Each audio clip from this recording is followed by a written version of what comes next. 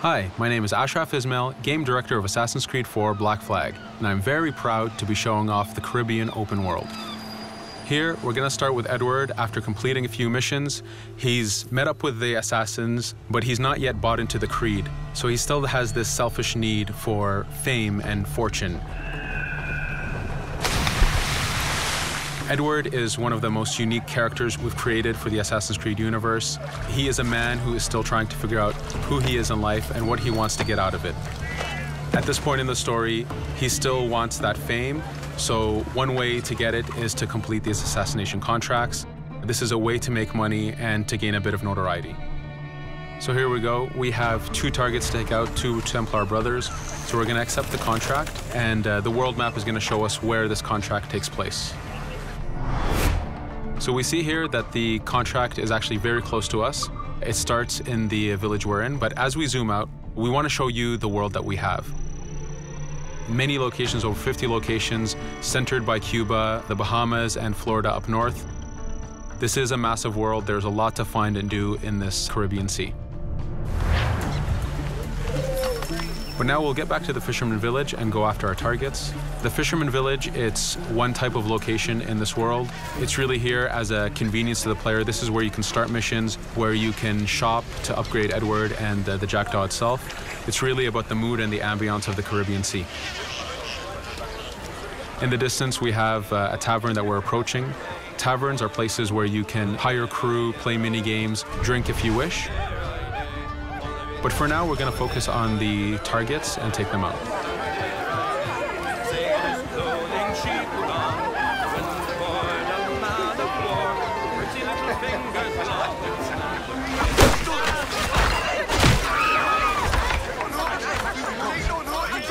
Now that we've taken out one brother, the other one's going to bolt. Just like classic ACs, we can chase him down and take him out that way, but there's many ways to complete this contract. We can use the new free aim system to shoot him this way, to eliminate him that way. We can jump onto the ship and take him out with his crew, but instead we're going to let him escape into the sea and follow him with the Jackdaw. This is your ship. This is the second main character of the game. You're going to have to customize and upgrade the ship as you go on this journey with Edward.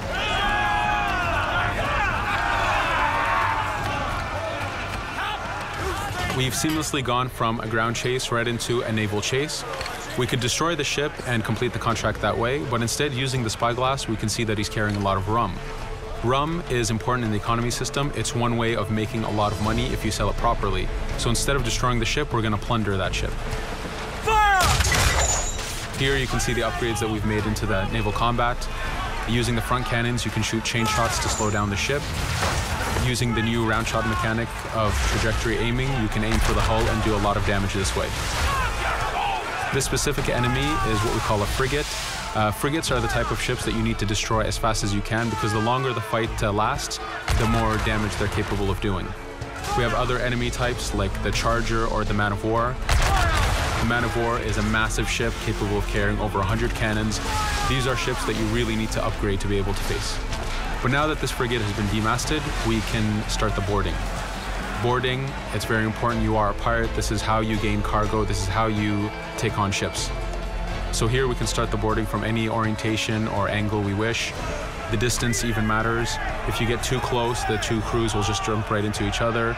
If you start a bit further, you can jump in the water and go in for a sneak stealth attack. We have 2 objectives to accomplish for this boarding. We can take out the captain, and we need to take out some of his crew. So using the swivel gun, we will efficiently take out a lot of the crew. And now we'll go for the captain using Edward's navigation abilities. Here, again, using the new free aim system, we have a dangerous enemy on the other side taking out our crew. We can easily take him out with a headshot. So what we see here is that 2 ships have come together to create this 3D environment where, using your assassin abilities to navigate, to be stealthy, you can take the advantage and get the kill by surprise.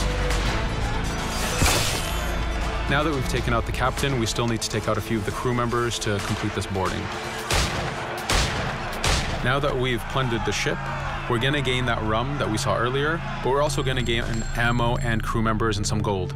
With every boarding, there's 3 options that you can do with that ship. You can gain crew members, you can send the ship to your fleet if you wish, or you can salvage a ship to repair the Jackdaw if you took too much damage in the fight. In this case, since we did well, we're going to send the ship to our fleet. Now that we're back in the Caribbean Sea, we needed to make sure that every minute something is being advertised to the player, something new for the player to do. In this case, we have this uncharted location. These are what we call playas. We have over 75 of these in the Caribbean world. Every playa has something very important for the player to find, something that will help in upgrading Edward or the Jackdaw. So it's in your advantage to explore these locations.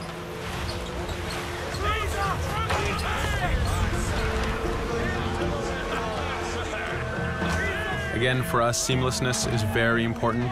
We needed to be able to explore this Caribbean world without having too much interruption in the action. So being able to just let go of the wheel anywhere we want, jump into the water, and swim over to that location.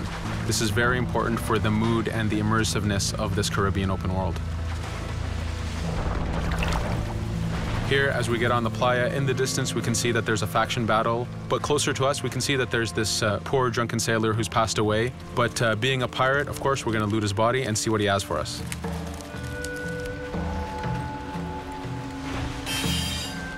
So we found a treasure map. This treasure map is asking us to go to an island called Misteriosa. Every time you find one of these, you know that you're going to find a treasure that is linked to the progression of the Jackdaw or Edward, so they are very valuable. Here we're going to take a look at that faction battle. We have a British ship facing off against a Spanish ship. We could jump in and take advantage of this opportunity, allowing each ship to weaken the other and for us to plunder both. But now we're going to make our way back to the Jackdaw. Again, this is the second main character of the game. There's a lot of customization and a lot of upgrading to do on the Jackdaw.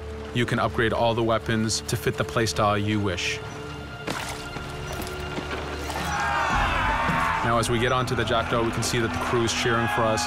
Edward has a really close relationship with his first mate, Adewale, standing right there, and with his crew. And this is something that you'll see later in the demo, that we can lose and gain crew members. Again, using the spyglass, we can really see the contents of a ship, but you can also assess the danger and threat level of these ships. But for now, we're going to continue to Misteriosa to find that treasure. Here we've crossed into a harpooning zone. The harpooning system is connected to the hunting system, which is used for upgrading Edward himself.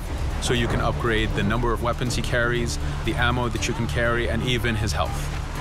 But for now, we've moved past that zone and we've got into a storm. Storms are very dangerous. If you're not careful, if you don't know how to navigate a storm, you will take damage to your ship and you will lose crew members. In the distance, we can see a water spout. This is a tornado in the ocean. These are very dangerous. They can suck you in, and when they do, they tear the ship apart and take out your crew. Here we can see its effect on a ship. This poor ship got sucked in and got destroyed. Storms are very dangerous, but we wanted the player to take advantage of this. When you've mastered a storm, when you know how these systems work, you can pull enemies into a storm and let the storm do damage for you. So there is a strategic element to using a storm in the world.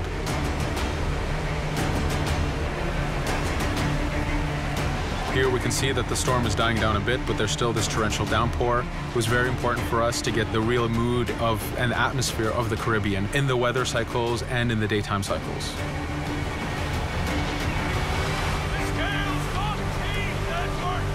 But here, since we've survived the storm, did pretty well, let's order our crew to sing. Sea shanties are a part of this game. It's a collectible that you can find in the world. So the more you find, the bigger playlist you have for your crew. But for now, we've made it to Misteriosa. So again, we're going to seamlessly get off our ship and explore this location. Misteriosa is a Mayan ruin. Mayan ruins are heavy with stealth and navigation capacities. There's a lot of treasures and hidden discoveries to be found in these locations.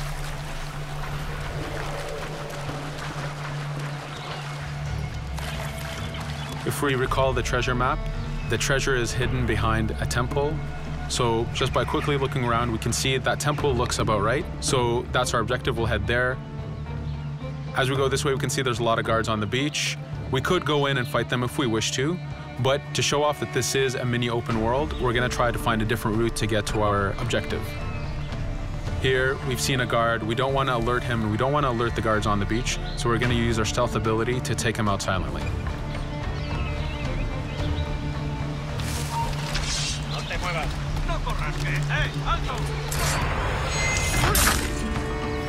With AC3, we were able to push the navigation in the frontier, which means using natural environments like trees and rocks and so on. Mayan ruins are the perfect place where we mix man-made structures and these natural environments. So you really get to feel how far the navigation abilities of the assassin have come since the original game. In the distance there, we can see another part of the island being blocked off by a patrol of guards. We're going to avoid it for now and go for that treasure.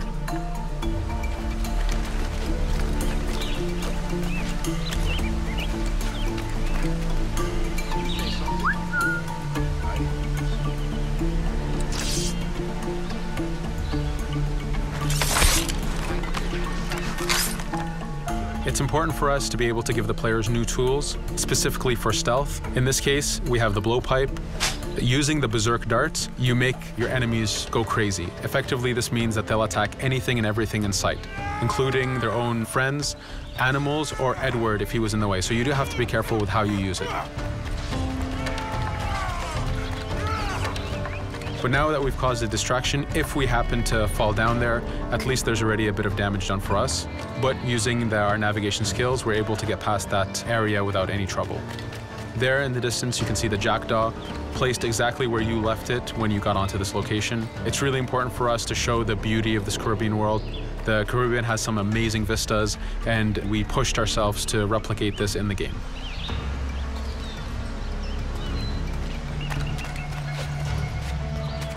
As we continue forward, we can see in the distance there's a couple prisoners that are taken hostage. This is a scenario that you need to use stealth. If you're detected by those guards, they will kill the hostages. So in this case, it's to your advantage to use the environment to figure out how you can take out those guards without being detected. In this case, it's 2 guards, so it's not too hard. There are other scenarios where you have more guards and you have to figure out how you can take all of them out at the same time. Now that we've freed these prisoners, they are more than happy to join our crew. This is just one way of gaining crew members. As mentioned earlier, there's the taverns. There's actually many different setups of gaining crew.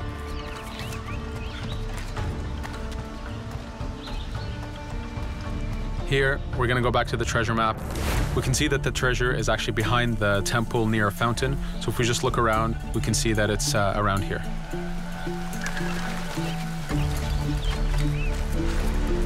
Now that we've found the treasure, what we've actually found is a blueprint.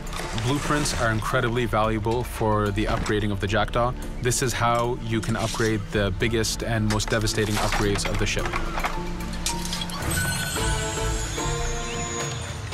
So here we're approaching a reach high point. Just like classic ACs, synchronizing with a reach high point reveals the contents of a location and the map itself. But as an added feature, because this game world is so huge, there are many different locations, this also becomes a fast travel point. So now you can, by synchronizing, now you can come back here anytime you wish to collect those treasures that we passed up a bit earlier. Here we've reached the end of the demo. This was a tease of the open world that we have. We're very excited to be able to show off this game and to let you play it very soon. Thank you for joining us.